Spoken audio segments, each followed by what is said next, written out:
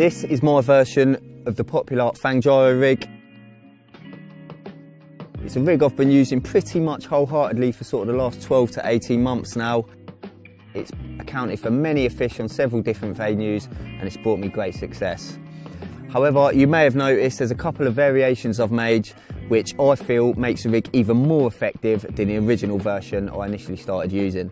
So the first main change that I've made to the rig is I've swapped the standard short, stiff hook link for a much longer, supple boom section. The reason for this, when I'm sort of casting at these showing fish, I don't want to be making 6, 7, 8 casts around the swim to try and sort of find a presentable spot to fish on, because by that time the chances are the fish have moved away, you've spooked them. So this long boom, supple boom section allows me to sort of one cast, maybe two, cast to where the fish are showing, and I know that 9 times out of 10 I'll be fishing over any form of substrate that I'll be casting onto.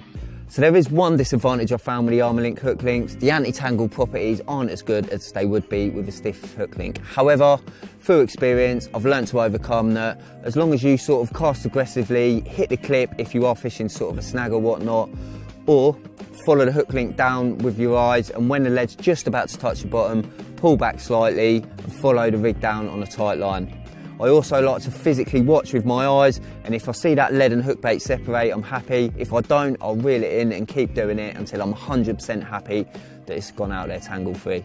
And the second variation I like to make on the rig is, instead of fishing it sort of the traditional way, which is sort of sliding on the hook, I choose to fish it slip D style, and the main reason for this is the hooking potential. And when the fish pick up the bait and try and blow out the rig, the bait gets pushed all the way back there, leaving the hook open and really exposed, meaning you're going to get them better hook holds every time. I choose to fish this rig in conjunction with a leg clip setup. I've always been a fan of the leg clip. It ticks all the boxes for me and allows me to fish safely and effectively in all situations. That, coupled with a short length of cling-on leader, makes it the ultimate setup for the majority of my fishing. And the last thing to think about is the actual length of the boom itself. I mean, this is sort of average size for me. However, if I know I'm fishing over sort of a light weed or heavy silt even, I'll be more than happy to lengthen the boom. In some cases, I've sort of fished it up to 16, 18, even 20 inches at times.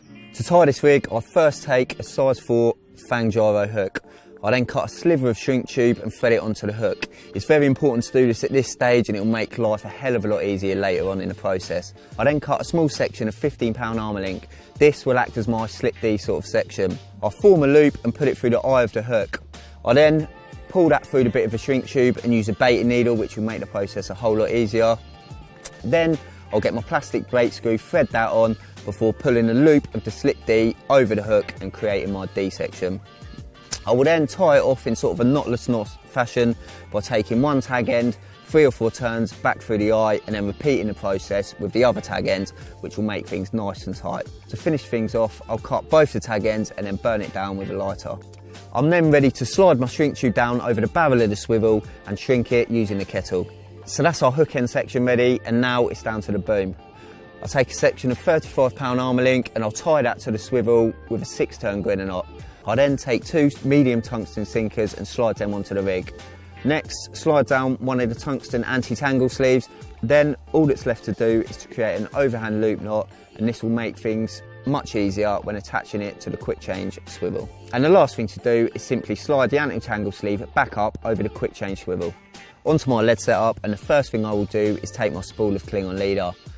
I will then get my splicing needle, go through the centre of the cling-on leader and splice a small section, popping the needle out the other end.